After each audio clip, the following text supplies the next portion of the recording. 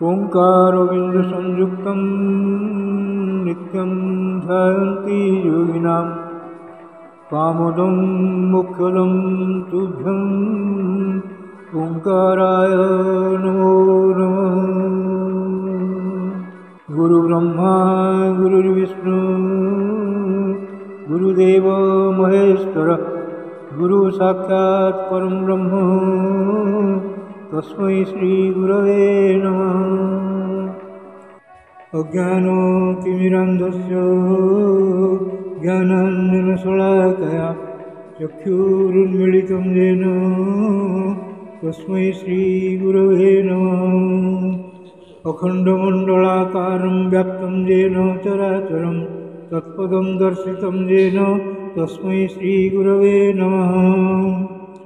ध्यानमूलं गुरोर्मूर्ति पूजामूलं गुरोर्पदं मन्त्रमूलं गुरोर्वाक्यं मोक्षमूलं गुरोर्कृपा।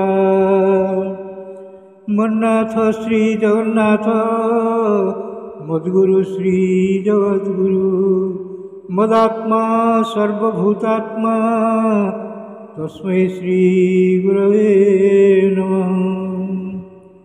जंगारु ब्रह्ममूर्ति प्रणवतनुधरं सर्ववेदान्तसारं भक्तानां कल्पवृक्ष भवजलतरणी सर्वतत्त्वानुतत्त्वं योगिनां हंसतत्त्वं हरिहरनमितं श्रीपति वैष्णवानां शैवानां भैरवश्च पशुपतिः परमशक्तितत्त्वं च शाक्तं बौद्धानां बुद्धसाक्षात् ऋषभजतिवर जैनसिद्धान्तसारं तं देव पातु नित्यं कलिकलुषहरं नीलशैलाधिनाथं। श्रीमद्भागवत महापुराण तृतीय स्कंध चतुर्दश अध्यायः। दितिंक गर्भधारण।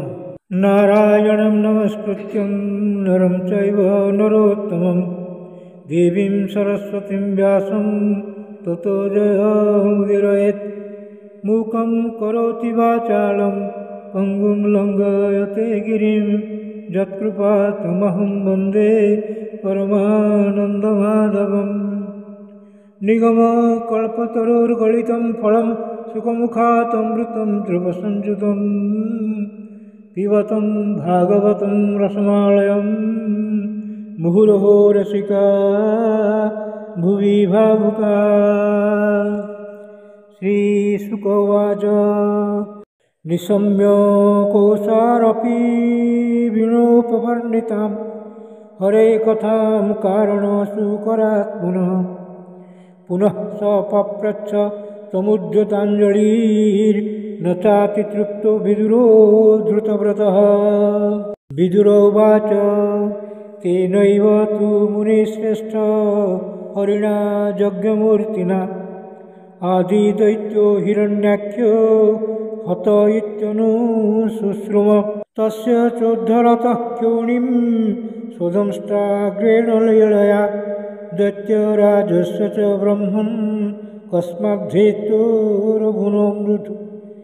मैत्रेयो उवाच साधु वीर त्वया पृष्टम् अवतार कथां हरे यत्त्वं पृच्छसि भर्त्यानां मृत्युपाशविशातनीम्। जयोत्तानपदः पुत्रो मुनिना गीतयार्भक मृत्यो कृत्यैव मूर्त्यन्घ्नि मारुरोह हरेः पदम्। अथात्रापि हास्वयं श्रुतो मे वर्णिता पुरा ब्रह्मणा देवदेवेन देवानामनुपृच्छताम्। दितिर्दाक्षायणे क्षत्रमारीचं कश्यपं पतिम् अपत्यकामाचकमे सन्ध्यायां कृत्तयार्जिता इष्टाग्निजीवं पयसा पुरुषं जजुषं पतिं निम्लोचत्यर्क आसीनम् अग्न्यागारे समाहितं द्वितीयुवाच एष मां त्वत्कृते विद्वन् कामो आत्मसरासनः दुनोति दीनां विक्रम्य ब्रह्मामिव मतङ्गज तद्भवान् दह्यमानायां सपत्नीनां समृद्धिभिः प्रजापतीनां भद्रं ते मया युक्तामनुग्रहम् भर्तृज्याप्तुरुमानानां लोकानामपि स तेजसः पतिर्भिर्भवद्विधो यासां प्रजया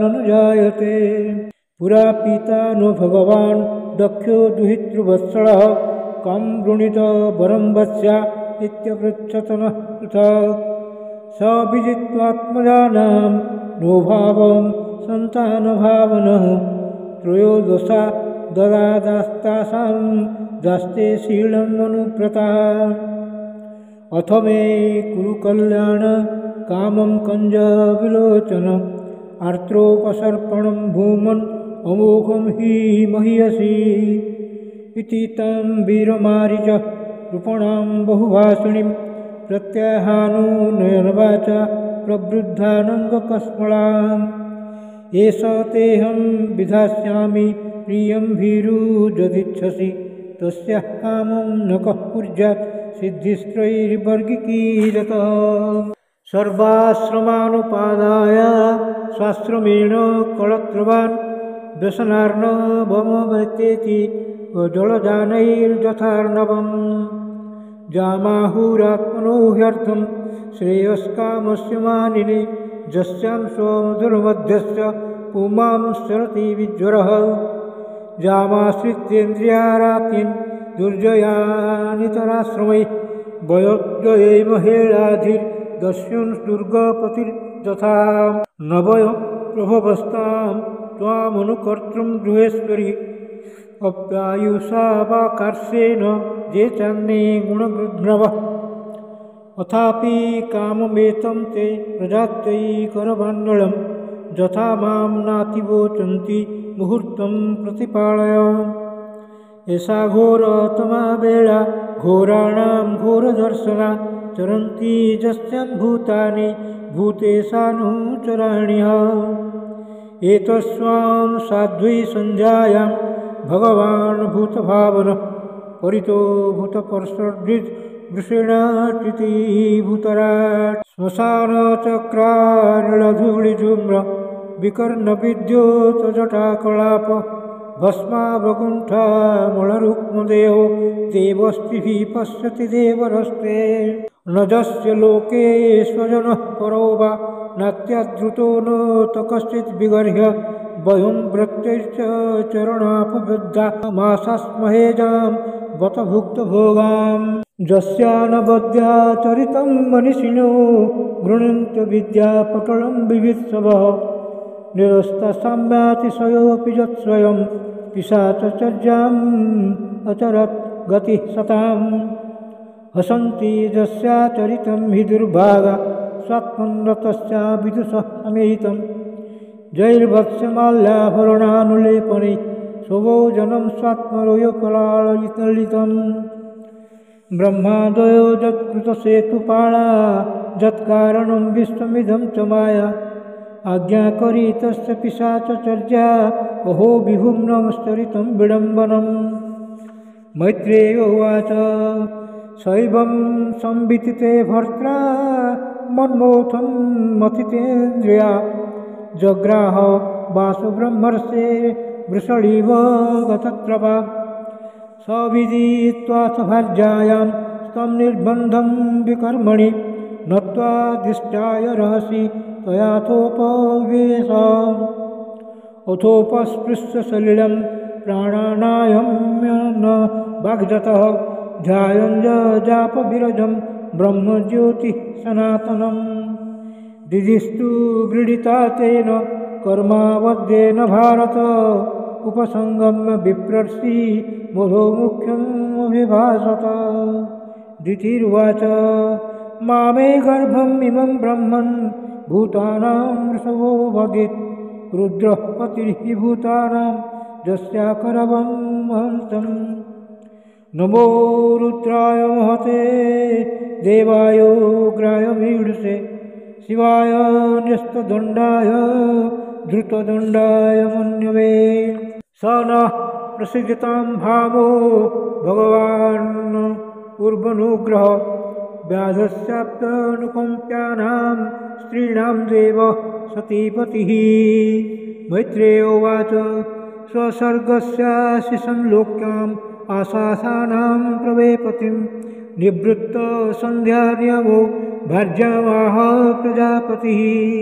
कश्यप उवाच अप्रायत्यादात्मनस्ते दोषन्मुहूर्तिकादुतः मन्निदेशातिचारेण देवानां चातेळना। भविष्यतस्तवा भद्राभ अभद्रे जाठरादमौ लोकान् सपालां स्त्रीश्चण्डी मुहुराक्रन्दयिष्यत। प्राणिनां हन्यमानानां दीनानाम् अकृतागसां स्त्रीणां निगृह्यमाणानां कोपितेषु महात्मसु। तदा विश्वेश्वरः क्रुद्धो भगवान् लोकभावनः हनिष्यत्यवतिर्यशो यथाद्रिन् शतपर्वध्रो। दितिर्वाच वधं भगवता साक्षात् सुनाभो दारभावना आशासे पुत्रोर्म्यहं मा क्रुद्धात् ब्राह्मणात् विभो। न ब्रह्मदण्डदग्धस्य न भूतभयदस्य च नारकाश्चानुगृह्णन्ति जां जां योनिमसौ गतः। कश्यप उवाच कृतशोकानुतापेन सद्यः प्रत्यवमर्शनात् भवमृत्युर्मान्नाच्च भवेमयपि चादरात्। पुत्रस्यैव तु पुत्राणां भवितैकः शतां मतः गच्छन्ति यच्चसः शुद्धं भगवद्यशसा समम्। योगैः एव दुर्वर्णं भावयिष्यन्ति साधव निर्वैरादिभिरात्मानं यत्शीलम् अनुवर्तितुम्। यत्प्रासादिदं विश्वं प्रसीदति यदात्मकं सस्वद्गृह भगवान् यस्य तुष्यते अनन्ययादृशा। स वै महाभागवतो महात्मा महानुभवो महतां महिष्ठः प्रवृद्धभक्त्या ह्यनुभाविताशये निवेश्य वैकुण्ठमिमं व्यास्यति। अलम्पटः शिलधरो गुणाकरो पृष्ठः परध्यायव्यथितो दुःखितेषु अद्भुतशत्रुर्जगतः शोकहर्ता नैदाघिकं ताभिरपिम बोडुराजः। अन्तर्बहिष्टमवलम् अब्जनेत्रं स्वपुरुषोत्सानुगृहीतरूपं पौत्रस्तव श्रीललामं द्रष्टा स्फुरत्कुण्डलमण्डितानाम्। मैत्रेय उवाच श्रुत्वा भागवतं पौत्रम् अमोदत दितिर्भृशं पुत्रयोश्च वधं कृष्णात् विदित्वास्मिन् महामनः। इति श्रीमद्भागवते महापुराणे पारमहंस्यां संहितायां तृतीयस्कन्धे दितिकश्यपसंवादे चतुर्दशोऽध्यायः। भीमस्यापि रणे भङ्गो मुनेऽपि मतिभ्रमं यदि शुद्धम् अशुद्धं वा मम दोष न भिद्यते। श्रीकृष्णार्पणमस्तु श्रीकृष्णार्पणमस्तु श्रीकृष्णार्पणमस्तु।